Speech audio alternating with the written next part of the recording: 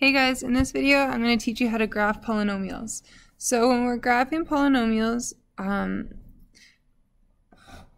we care about our intercepts, our x-intercepts, and how are our graphs going to intercept the x-axis. So in order to focus on the x-intercepts, we need to look at our roots, or the factors.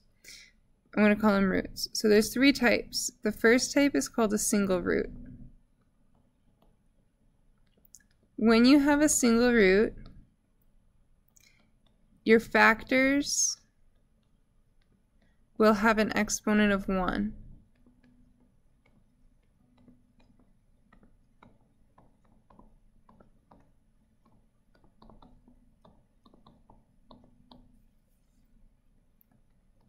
And an example of an equation with all single roots would be y equals x plus 1 times x minus 3 times x minus 7.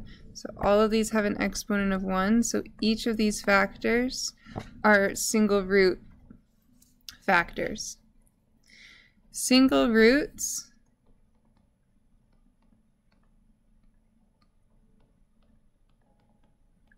go straight through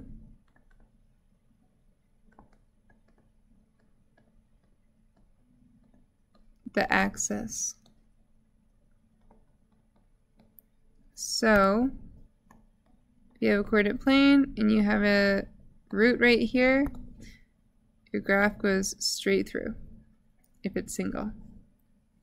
Another type is even. If you have an even root, your factors will have an even exponent.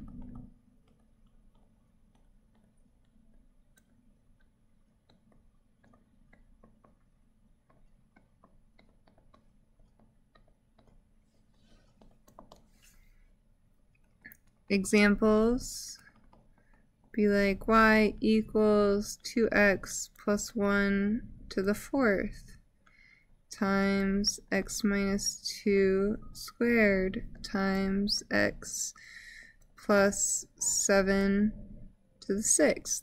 So all of those are even. And even roots bounce off the axis.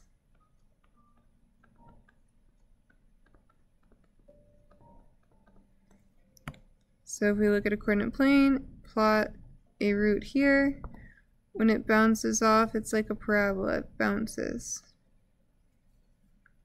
The last kind is going to be an odd root. Odd roots are the factors will have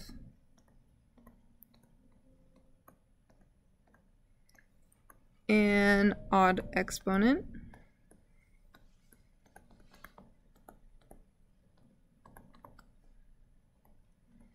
And I'm not going to give an example, we'll do some in a second. But odd roots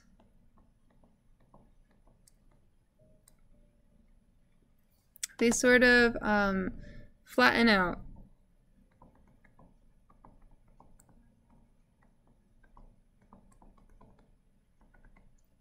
As they go through the axis.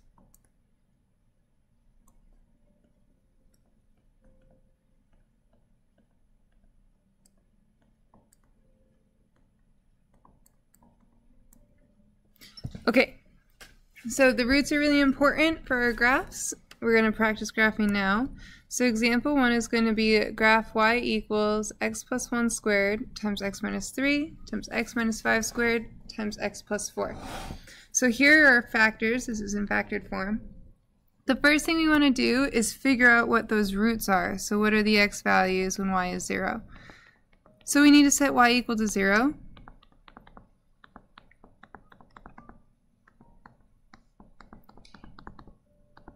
And then we can kind of ignore the exponents. Oh, sorry, I wanted it to be x plus 4 cubed. So we can kind of ignore the exponents because we could rewrite this as x plus 1 times x plus 1, but when we set it equal to 0, we're going to get the same x values. So what we can do now instead is just set each factor, ignoring the exponents, equal to 0.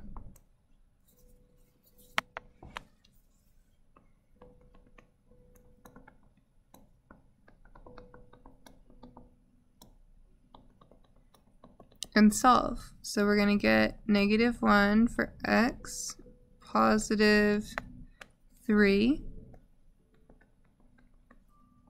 +5, and -4. So those are all of our roots. Now the exponents tell me how does it intersect. So because when x is -1, this is actually squared, this is going to bounce off, it's even. Here, the exponent is 1 if nothing's written, so that's going to go straight through at +3. It's going to bounce off at -5, and then it's going to flatten out at -4.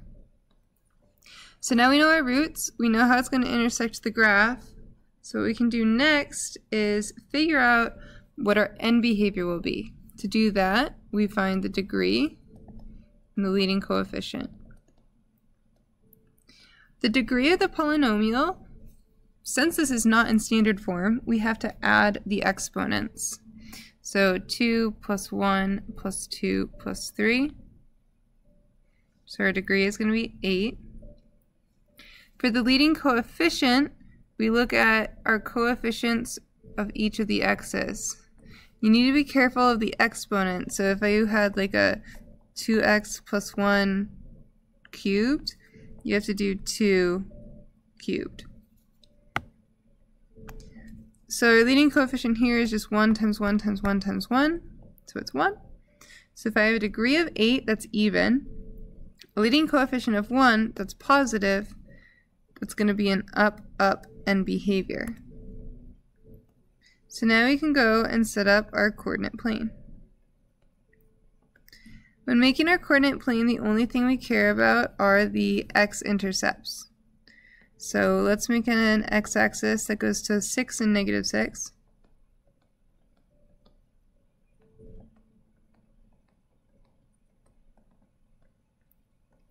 We don't care about the y values. You're not going to know how high the turning points are. So the first thing I do, or recommend doing, is plotting the x-intercepts. We've got one at -1, +3, +5, and -4. Now we're going to start in quadrant 1 because it's up first. And we're going to intersect all of these the way we're told based off the factors. So at -4, it flattens out.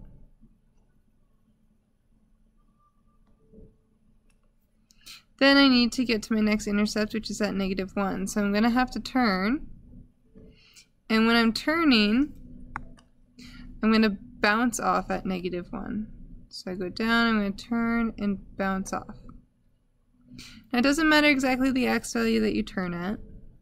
What matters is that you turn to get to -1 and you intersect it by bouncing off. So now we have to make a turning point again to get to +3, and at +3 we're going to go straight through. And then we have to turn again to get to +5, and we're going to bounce off. So there's our graph. Let's try another one, example 2. Graph y equals -x - 3 cubed times x + 2 squared times x - 5 squared. So first things first, set it equal to 0 and solve for those roots.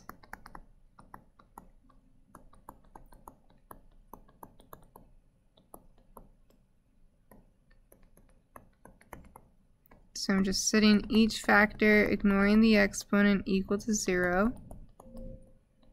And solving, so we have +3, -2, 0, and +5. Now I'm going to look at how it's going to intersect. So since this is a degree of 3, it's going to flatten out. Degree of 2 is even, it's going to bounce. 0 has an exponent of 1 here. So it goes straight through, and at 5 it's going to be even again and bounces off. Now we need to find our end behavior. So the degree here is 3 plus 2 plus 1 plus 2. So again, we have a degree of 8. That's a coincidence. Our leading coefficient, we've got 1, 1, 1, 1, and negative 1. So it's negative 1, which means it's going to be down, down. So now I can set up my coordinate plane.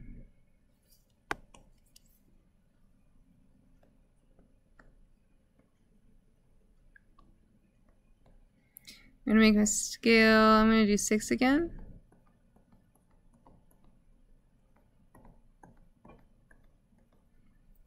And plot my x-intercepts. So we got 3, negative 2, 0, and 5. And we're going to start down. So when we head to negative 2, we bounce off. When we head to 0, we're going to go straight through. So I turn and go through 0. I need to turn to get to positive 3, and I'm going to flatten out. And then I need to turn and bounce off when I'm at 5. And that's it.